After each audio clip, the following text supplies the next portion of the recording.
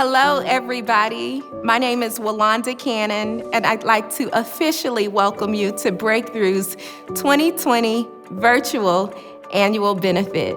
We are so happy that you have chosen to join us tonight in this new normal setting. What a year. And while our normals are being redefined even at this very moment, there are some things that will remain the same. So, in the spirit of Breakthrough's annual benefit, take out your phones. You knew this was coming, right? Take a selfie, send it to us, post it online, and tag Breakthrough. We want to see you. We want to know how you're spending your time with us for this virtual benefit. And while you're doing that, here's a quick overview video.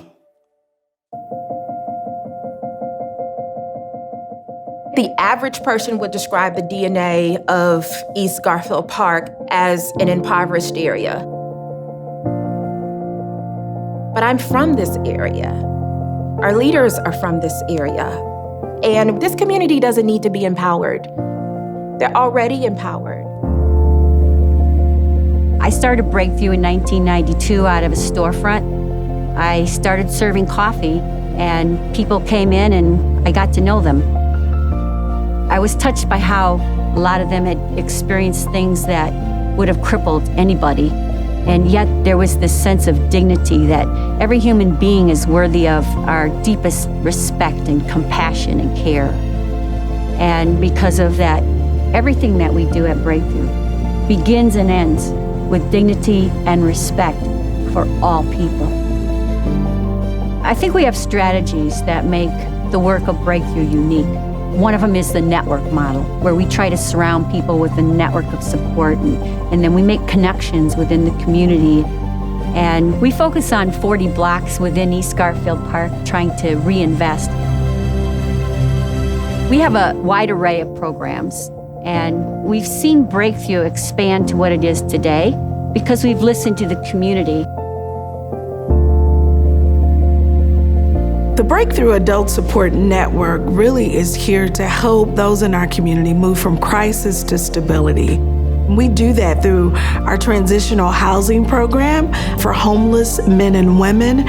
We also do it through our permanent supportive housing program. For me, homeless was a word that I really didn't want to use, but coming to Breakthrough made homelessness feel like I was not homeless at all. I didn't feel like I was a statistic.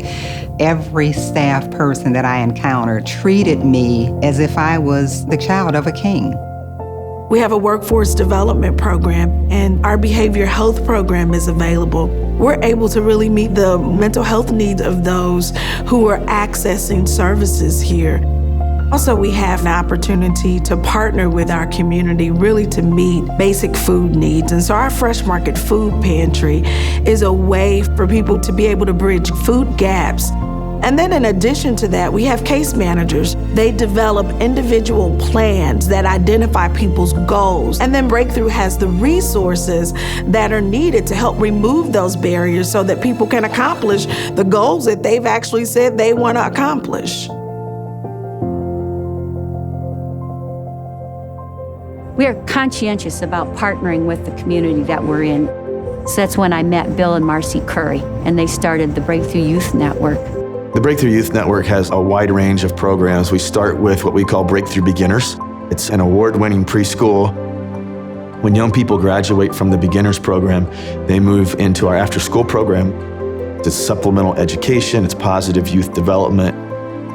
And then you have two other programs that are available. That's the Breakthrough Sports and Fitness Academy and Arts and Technology Academy. Then for high schoolers in particular, we have an employment program, and followed that with our annual trunk party and a variety of other supports for kids headed off to college. This strategic plan is all designed to kind of work as a development pipeline for the young talent in our community. Breakthrough gave me what I was looking for. I participated in cooking class, creative writing, different sports, robotics, and I always knew where I was going to be after school. There was no question, I'm going to Breakthrough. One of the key ingredients to the success of our youth programs is that we're partnered with parents. And so if we can understand what the hope and dream is of a parent, then we can align our programs to make sure they're setting those kids up for success. Breakthrough is a place of great passion. It's a place that is creating a healthy system for young people to grow up in, and for adults who might have been wounded in our society to be able to have a place to revitalize their lives and to see themselves go from crisis to contributor.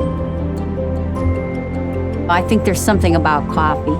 There's something about sharing a meal with someone that is very leveling, that says, you're not alone. I'm here with you. Let's work this out. You want a cup of coffee?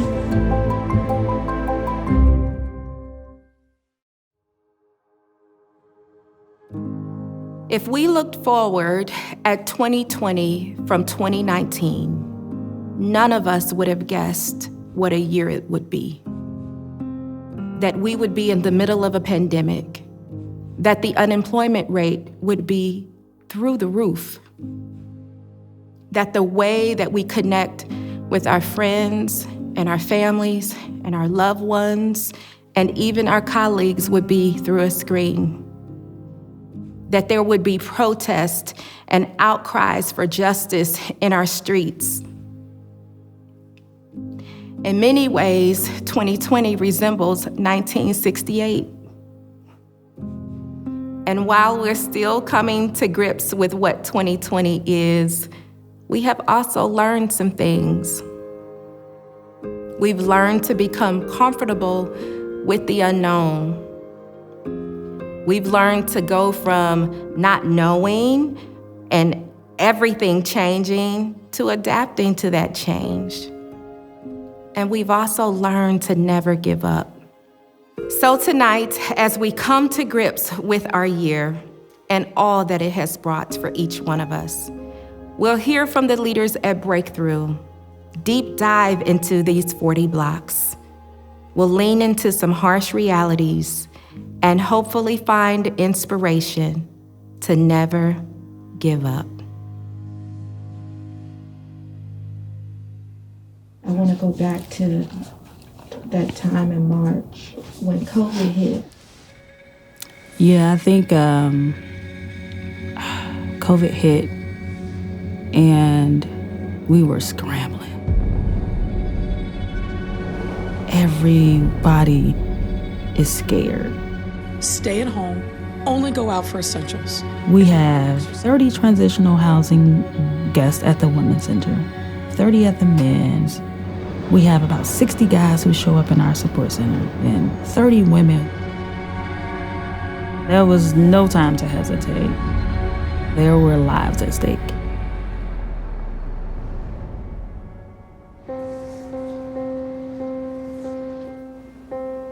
You know, these are, the men and women that have nowhere to go. They're already struggling. They've already been in crisis. We have people who have chronic medical conditions and now doctor's appointments are canceled. People who have chronic to severe mental health issues and now the mental health facilities are closing. We're trying to monitor people who are substance users and also trying to make sure that they haven't come down with COVID and they're not passing it. How do we keep everyone safe? But how do we also get their needs met? We're on these calls in the morning with the city, and we're hearing all of these other shelters around us have closed because they've had these massive outbreaks. Staff and guests as well are getting sick. This thing was running rampant in our communities, and eventually it'll show up at our doors. And so what are we going to do? People are saying to me, we should probably close. And I just remember having this conversation with God, like, these are the men and women that sleep under the viaducts, that literally sleep in the parks. And if we close our doors, where do they go? And so I remember talking to the team and just saying, I really want this decision of closing these doors to be a God decision, not a decision made in fear, not a decision made from any emotions. So Monday morning, I am in the space and I'm checking temperatures, and this woman walked in and we're acknowledging one another. You know, I asked her, "How are you?" And she said, "I'm blessed."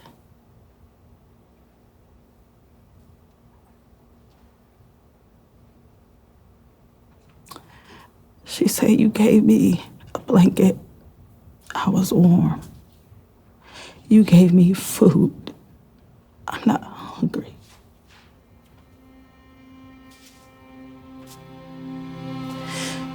And your doors are open. Everybody else has closed, but you guys are open. I'm blessed. And I just remember in that moment being so grateful to God for Him giving me the strength to do exactly what He called me to do. And so I reached back out to the team and was like, "We cannot close. I'm scared, but we can't close." I cannot say enough that God has given me this wonderful group of people to work alongside. The ways that they have shown up, ready to do the work. Even in the fear of it all, there's this sense of peace. Through the height of the pandemic, we were the only place open in East Garfield Park, providing support center services to men and women who show up every day, who need this space, who need to shower, who need a conversation, who need assistance with filling out IDs, who need to eat. The fact that we can say that, we have not had an outbreak, even with our doors open, that is all God. To know that He would entrust us with this huge task during this season. We couldn't give up.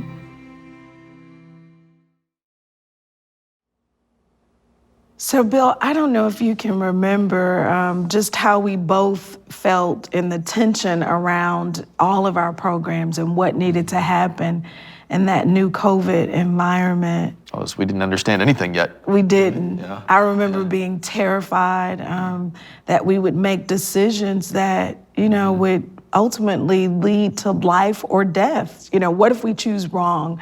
We've got people who are depending on us for food and for shelter and for, academic support and all of the things that are necessary to life. I think of like staff members, their sons and daughters, their sisters and brothers, their parents, their grandparents. And so you're like navigating the pandemic yourself. Mm-hmm. And now your kids or your grandkids aren't at school, or your little brother and sister is not at school. And you've got the heart to be at Breakthrough. This is like the calling on your life. So you're trying to come serve the community, well, at a time where it's like, you really need to be served right now too. And so it's just like layer upon layer on top of all the regular things that cause such stress and anxiety in a community like Garfield Park. Yeah, I think that was probably one of the things that was really prevalent in my mind, is that recognizing that we already are experiencing so many different traumatic events. Mm-hmm. And that what COVID would do, to just the life experience of many of those who, are working on our teams, but also who are living in the community and experiencing some of the same things that everybody else in the community is experiencing. So I felt like with every decision that we made, it was layered with all of those things. Yeah, I think it's like, if you take communities that have sometimes been pushed to the margins of our city in the first place, they've already been somewhat quarantined, right? They're already suffering a bit from a pandemic of isolation.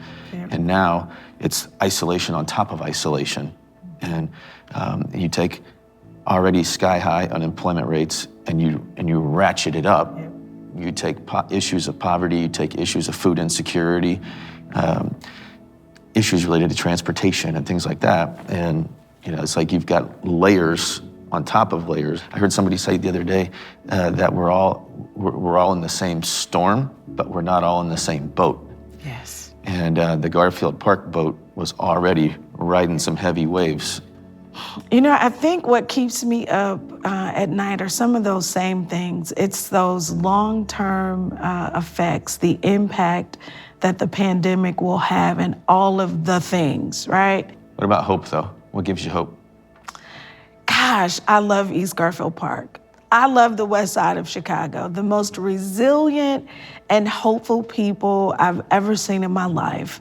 And so if I don't know anything else, I know that we are a resilient people and we rebound.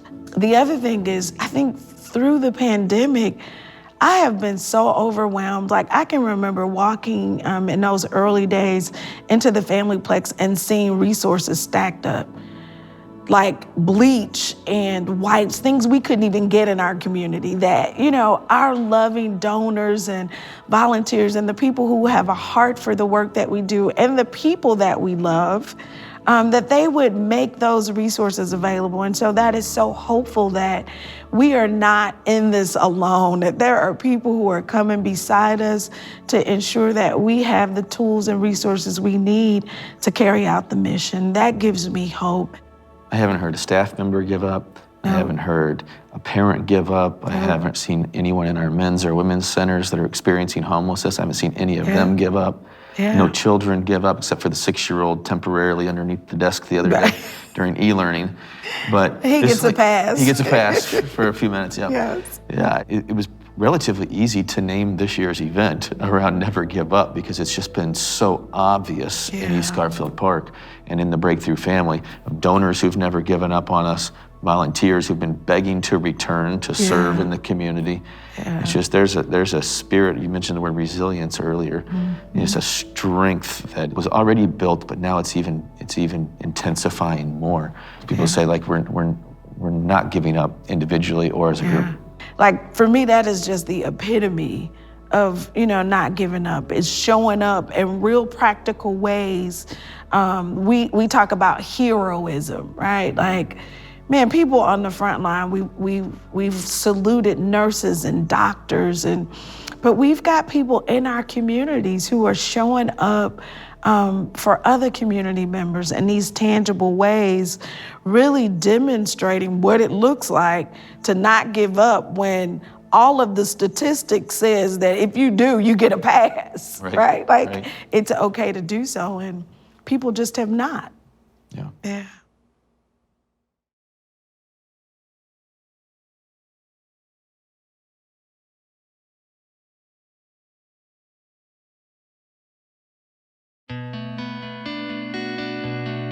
We're all in the same storm, but we're not all in the same boat. And having lived and worked here in this community for a very long time, it's always been very important to me to bring to the children and families here the best that there is.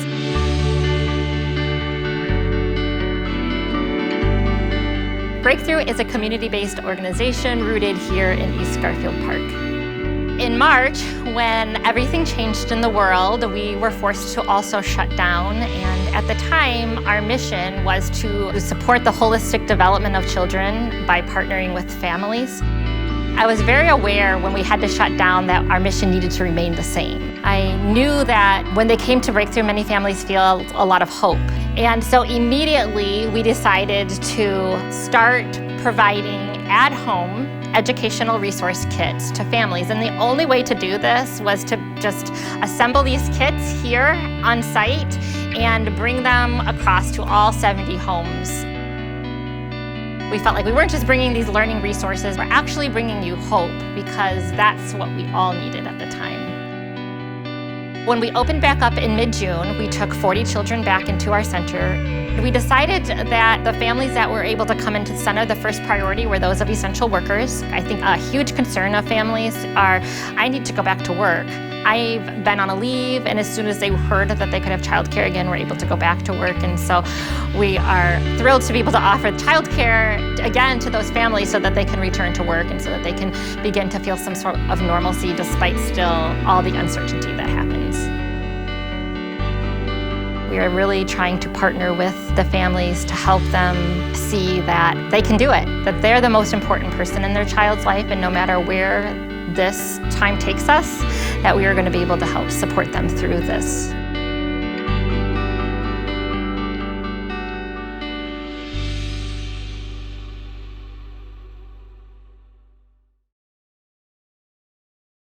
Never give up.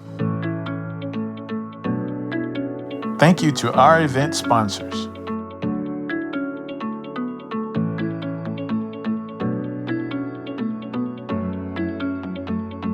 Thank you to our COVID-19 supporters.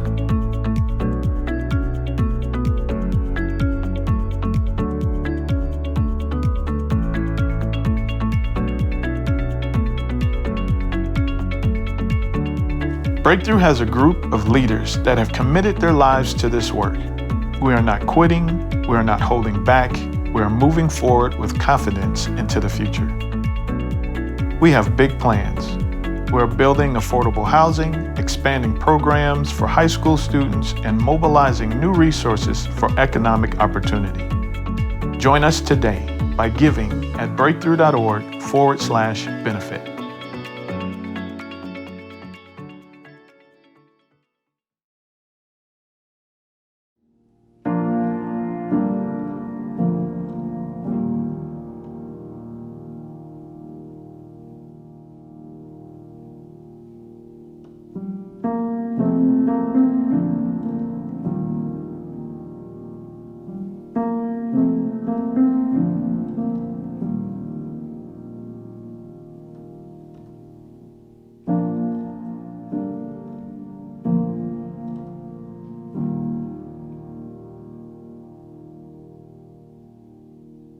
Yeah, so in 2020, COVID-19 hasn't been the only thing that's rocked our country and our community. Also, we've had some headline examples of systemic injustice and stories that have gripped our country across the summer. And I can't help but think in my observations in East Garfield Park over the last 20 years that these are headline stories that have caught tons of attention, but they're nothing new in our community that we've seen. I'm looking at it just from my perspective. On one hand, I'm a tiny bit of an insider, having lived there for 20 years, but in many ways, very much an outsider as a Caucasian male who grew up in a completely different place. It doesn't have the lived experience of folks in our neighborhood. And so these are uncomfortable conversations, ones where I think in our society right now, forces are pushing people to corners of opposition to have battle conversations rather than learning conversations. And I'm certain that we can't have some transformative conversation right now, but I think it is important that Breakthrough is a place of learning and growing, and where we are about seeking to become more righteous, more just-filled, and more reflective of God's character. This isn't a headline. This is a life, that I'm living and that is real. Our core value, one of them is racial justice. And so to be able to have a conversation and move that mission forward requires courage. I think the thing for me, and I'm glad that you mentioned the value of racial justice, it's an action word. It is not just, the conversation is the act in and of itself, right? Having the courage to come to the table to say, I'm not understanding what you're going through. You're not understanding my perspective of it, but how can we meet somewhere in the middle? That's a demonstration. But I also think that racial justice and the personal or collective commitment to it it's an action. It's a decision that I'm not gonna sit on the sideline and allow this to continue happening in my lifetime. As you were talking about showing up in a practical way, right? I think about the opportunity that is really afforded to the body of Christ, during this time. For those of us who are believers, to be able to take this opportunity and be the real hands and feet, of Christ. And that demonstration, really for me is this is our moment. Yes. We've demonstrated racial justice without the statement. It's the life we've been living. But then how do we continue those conversations and the demonstration of those things in this current moment? That's right. We have to assess our hearts. Yeah. When humanity is hurting, humans should feel that, regardless of what color your skin is, regardless of that, especially for the body of Christ. And those who say, I'm filled with compassion, I'm moved by, the hurt of one another. If we are saying that, there's no way you can see someone hurting in the street and not just be moved to tears, but be moved to action, be moved to do something, be moved to stand in the gap for them. It is really the ministry of reconciliation. Reconciliation moves you. It causes you to get up. It causes you to fight for someone who cannot fight for themselves, whether they chose that or not. Those who have power or authority have a responsibility to stand in the gap for those where authority and power has been stripped from them. This is why I'm so excited about just really the work that Breakthrough does. It moves beyond a statement. It moves beyond words on a paper. It's a commitment for the next 3 years, the next 5 years, the next 10 years, the next 20 years to do something about what's happening in our world. And even if the whole world doesn't get itself together, in these 40 blocks, we're gonna try to do something about it. I'm hopeful. I think that is the hope. It is the hope that this isn't a moment, right? That's right? There's a moment that we're allowed to respond, but that what we're asking of ourselves and what I think all of us have committed to do is lifelong, right? Like this is the work of our lives, right? My legacy is being created right now, that my girls will know that I was not on the sidelines, that I was actively engaged. And I think that really is where the rubber meets the road for us, is that whatever our parts are in contributing to a more just, that's it. A more just Chicago, a more just America, then how do I show up? What am I gonna do today? That's right. Not next week, not next month, but how will what I do right now impact and swing that pendulum, as you talked about, right, for the better? Yeah. I don't know about you guys. I often in these conversations feel the pressure to say everything just right, and have everything well thought out and be a person who's arrived at a destination in these types of tough topics. And so I just want to thank you for the grace of, being on my journey with me and allowing me to be on your journey with you. Yeah, I think, Bill, you make an important acknowledgement that we are living in a time where we are expected to have the answers, and we create sound bites with our, with our speeches and our videos, and the expectation is that we have dotted every I and crossed every T, and the bottom line is that racial justice is a messy, difficult and emotional process that we all are working through. And this idea of being able to extend grace, to one another, I think is what best exemplifies who the body of Christ is, and the way that we show up with one another.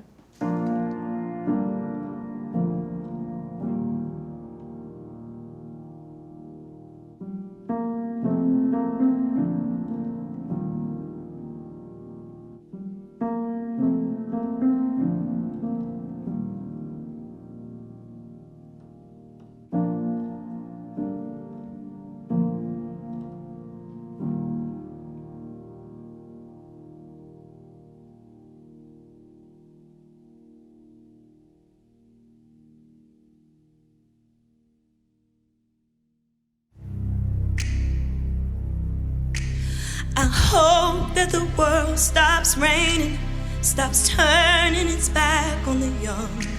See, nobody here is blameless. I hope that we can fix all that we've done. I really hope Martin can't see this. I hope that we still have a dream. I'm hoping that change isn't hopeless. I'm hoping it started with me. I just hope I'm not the only one. I just hope I'm not the only one. No. I hope we start seeing forever instead of what we can gain in a day. I hope we start seeing each other, 'cause don't we all bleed the same? I really hope someone can hear me, that a child doesn't bear the weight of a gun. Hope I find the voice within me to scream at the top of my lungs. I just hope I'm not the only one. I just hope I'm not the only one. No, no. Louder, I cannot hear you. How can things be better left unsaid? But call me a dreamer. Well, it seems that dreams are all that we've got left. Oh, I hope we still have a heartbeat. I hope we don't turn the stove. At night when you turn the lights off, I hope you don't cry alone. I really hope we start taking for granted all of the land and all of the sea. I'm taking a chance on loving. I hope that you take it with me. I just hope I'm not the only one. Oh, no, no, no.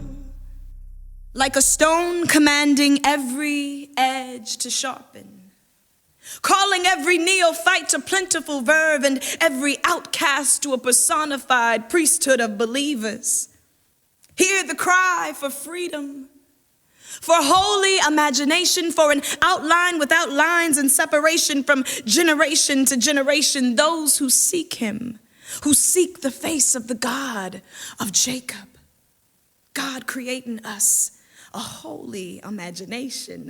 Ignite our senses, since this life is yours. Bend, break, shape, lift, free all things within me. And when I'm occupied in my own tied up tapestry of guardedness, hard as city pavements, you call me forth. Throw caution to the wind and give yourself to the needy in reckless abandon. God creating us the ability to love without agenda. How do you see your community? How do you exist within the confines of it? Do its people start from the same place side by side and race to the finish line, or do some get left behind like pennies under vehicle mats? Imagine you and I embodying this God-inspired desire to bring all nations and people together, one church, many voices, weathering this storm. What would it look like? What would it sound like? A tapestry of diverse living witnesses communing on street corners of the shy, grace-filled where bullets fly. Souls printed on our hearts like chalk to sidewalk. A depart from normalcy, a move with this shift, a perfectly imperfect, beautiful black, brown, beige, and ivory skin tones, homegrown in this city and beyond. For we are not free if our brothers and sisters are not free. And we are not free if our neighbor is not free. Oh, the earth is groaning as creation longs for our hearts to break over shootings of black bodies asleep at night and lives that can't be brought back, more than looting and things that can be replaced. Bodies over business, humanity over vanity. You can't have our rhythm without our blues. So God, create in your people the ability to be a voice with the voiceless. For we are all connected to a larger story. We are blessed to be a blessing. We are blessed to be a blessing, dispensing good to others. And we have been loved extravagantly so that we could be extenders of extravagant love. God is doing a new thing, surfacing a new dream. A time of reckoning is now. Can you feel it? That longing in the heart, that yearning in the dark, burning of a new flame, a new fire. Lord, take us higher. And children awaken in a state of emergency where folks are holding on by a thread, clinging to a lifeline, almost dead. But instead, you call us to never give up. When I say I'm empty, you say I'm filling your cup. When I say I'm empty, you say I'm more than enough. When I am weak, then I am made strong. Strength made perfect in my weakness all the day long. Resistance is my love song. It won't be long. It won't be long. I want to move beyond mission statements and instead become a demonstration of love and action. Justice is love and action, more than just a fraction of compassion. Lord, I don't want to sit on the sidelines and allow evil to drive by and catch a stray. Not today, Satan, I pray we stay vigilant. Be the real hands and feet of Christ, willing to pay the price, our rent on this earth. Our moment is now. This is our moment.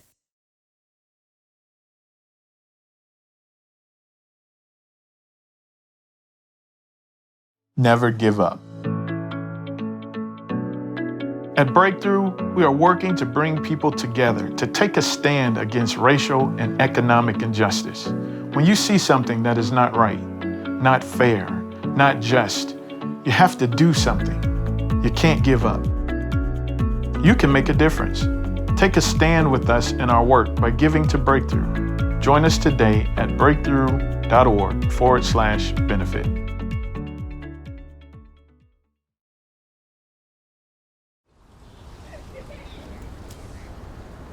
All right, ladies and gentlemen, can I ask that if you are waiting to be served, that you fall in line?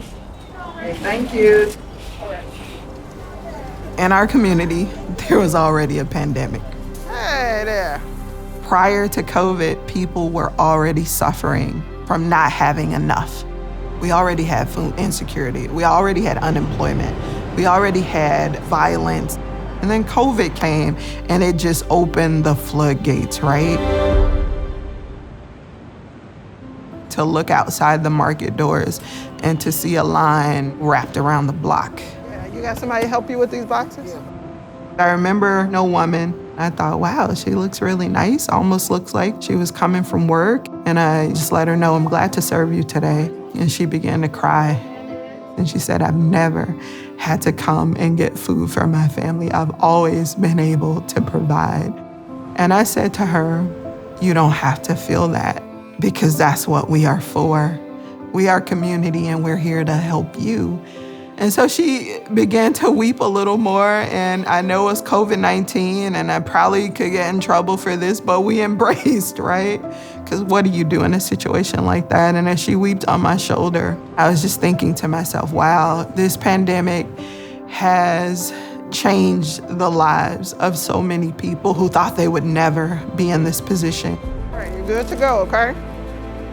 All right, let's see what we got here. Beautiful tomatoes. Fantastic squash, perfect in time for fall. At the beginning of COVID, we were really adamant about making sure that our doors stayed open to the families and individuals that were coming and providing the best service possible for them. And then also ramping up what we were able to distribute to the families. Do you want the produce box? We tried to figure out now, how do we get more help in the market, because volunteers were home, they're sheltered in place, but nonetheless on Tuesday, when it's time to distribute food, we're gonna have a line of people outside and we need to prepare for our families. How many in your house? We had some staff, their programs had closed, and so they were redirected to the market. We got together, we rolled up our sleeves, and we started to get to work. Instead of being isolated, we decided to, bond together and do what we could do to keep Breakthrough's mission moving forward. It was really cool to be able to work with Wendy and get to know staff members that I didn't really know as well as to get to see the community and be a part of the work that Breakthrough does in a new way.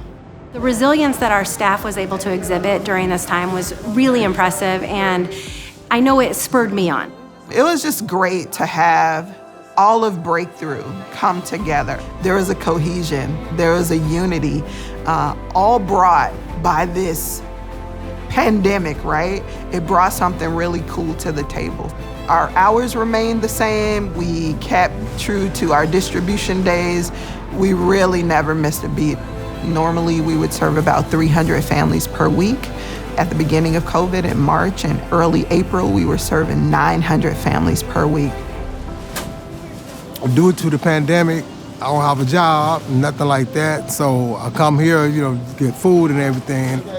It has to be in my family out a lot. Everyone's so thoughtful and kind when we come here. And it's a place I know I can come to it and it's gonna be okay. You treat us very nice over here.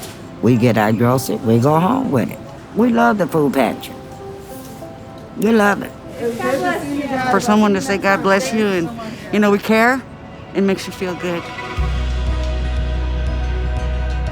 We have served well over 1 million pounds of food in the fresh market, compared to last year where we served about 700,000 pounds of food. There have been so many days that I have been exhausted, just mentally drained, physically drained, but you just don't stop. You don't quit. As for you? Every child, every senior citizen, every mom who's worked all day or dad who's taking care of the kids, it doesn't even matter what their situation is. When I see the individuals come to this front door, I see a reflection of myself. And so I would never give up on myself.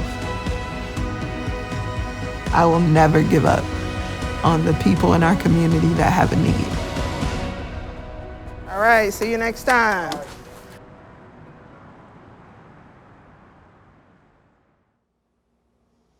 Well, can we agree that this is all a little strange? I have always looked forward every year to October when we get to gather together, 1,000, 1,500 of us in a ballroom and eat chicken and just talk and kind of get to know one another face to face. This is not that year. This has been a really hard year for all of us, right? I am so proud of the Breakthrough staff. It's beyond words. I wish I could tell you what it's been to have the experience of a lifetime, to work alongside people like Sharon and Wendy and Walanda and Bill and Yolanda and Lisa and Marcy and all these people who are just pouring out their lives into our community day in and day out. And when COVID hit, they were like the firefighters that run into the fire. They had every reason in the world to shrink back, to quit, to give up. After all, we all have our own problems, don't we? Our own struggles with our family members who are trying to make it. Many of our staff lost people who they loved. Many of their families were touched by the pandemic in very real ways. And then George Floyd was killed, and the trauma of racial injustice that has racked our community for years was just amplified. And the pain was palpable in our entire community. As I walk around the Garfield Park Lagoon in the morning, I could sense it. I could see it in people's faces. And our staff were showing up to work every day in the midst of their own personal pain to say to our guests and our participants, you matter. You're important to us. They were willing to lay down their lives. They were willing to step into danger. And they still are. And they do this day in and day out. I couldn't be prouder. Breakthrough, wow, I've been doing this for going on 29 years, nearly 30 years. I'm just so proud of the way our staff has developed. They've developed their departments. We have experts in their fields. People who know what they're doing when they're doing violence prevention and they're out there on the corners and they're building a team of people who are flipping the blocks, block by block, confronting the violence and caring for the victims and the perpetrators who are all the same, and trying to bring life and hope and recovery to our struggling, hard-hit community. I couldn't be prouder. You know what else have a wonderful privilege is knowing people like you. I've known some of you for many, many years, and you have supported our work. So when you see these stories, you hear these stories, and you see what's happening at Breakthrough, take a moment and just realize this is all of us coming together to bring about change, to make an impact. See, this could be a time for you to think about quitting. It's hard. The kids doing e-learning. Maybe you lost your job. It's easy to think maybe we'll just curl up in a corner and just quit. And yet you stepped up too. We were overwhelmed by the generosity of our donors during COVID. Our partners who came alongside and said, what do you need? How can we help? People making masks, looking at trying to find PPE and sending us gloves and hand sanitizer and giving us leads to connections here or there so that they could come to our aid during a crisis. It's what it's all about, isn't it? We all come together for the sake of love to pour ourselves in to a community that has been left destitute in many ways. I always like to say it's beautiful, but hard hit. I love East Garfield Park, and we all do. But we couldn't do the work that we do without you, without your support. So, now's the time to get off out the couch, stop that, I guess I've heard a term, doom scrolling on your phone, doom scrolling or watching way too much news. There's something called Snapchat dysmorphia. Who ever heard of that before? Trying to be somebody you're not on social media. See, it's not about hitting some like button. It's not even about ranting on social media about what you care about, what you believe. It's not getting in arguments. It's showing up with a heart of compassion and love to say, I'm here to stand with you. I too want to be bold. I too want to be courageous. Now, let me tell you something. If you're blessed to still have a job, don't quit your job. We want you to do that wholeheartedly, but do it with a purpose, see? Because when you make money and it's beyond what you actually need for your needs, you have the opportunity to come alongside the less fortunate and to provide resources so that they can have a better life. Now, I know some of you are blessed to have families. Let me challenge you. Take care of your kids. Give them what they need. But don't give them a sense of entitlement. Teach them to be generous, to give out of their resources, to be creative about coming up with ideas about how they can help. We have examples of little kids doing drives in the wintertime for hats and gloves and making masks, kids sitting at a sewing machine, making masks so that our community can be safe. We have people who are researching on the internet to find us hand sanitizer and PPE. They're emailing me saying, I want to help, what can I do? And we say, oh, we need food, we need meals, we need breakfast, lunch, and dinner every day of the week, lots of them. We need your help. But right now, it's about the money. It takes a lot of money. In fact, our budget this year is over $9 million. It takes a lot of money to do what we do. But I want to tell you that I don't think there's a better investment for the flow that you have. I know that when you invest in Breakthrough, we're going to stretch every dollar. We have a strategy. We have staff who are devoted, who are working. They need to get paid more, actually, but they're coming day in and day out. I can't think of a better investment for your dollars if you really want to make a difference and make an impact in the world than giving to Breakthrough right now. And we need your help.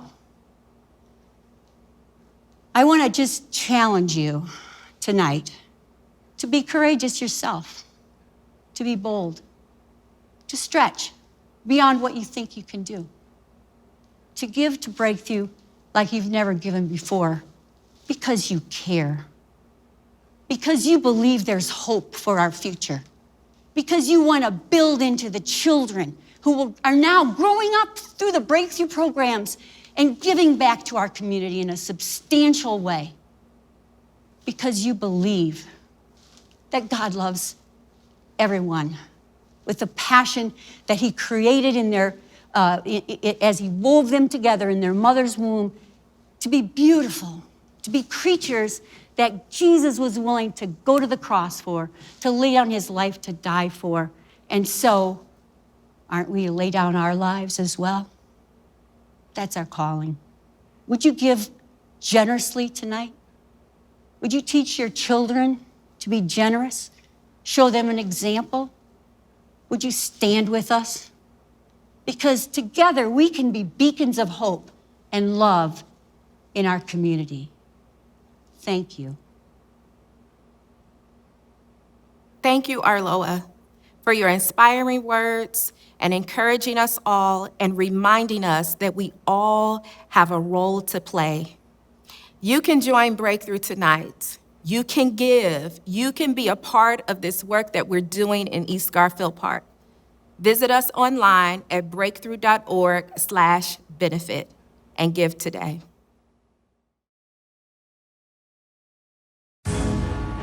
Never give up. We can't. Breakthrough, we are so excited to be with you again. We want to celebrate with you, and we want to encourage you. With this Zulu word, it says, Bambelela. It means to never give up, to keep holding on, keep pushing forward, because in the end, we're going to win. All right, listen.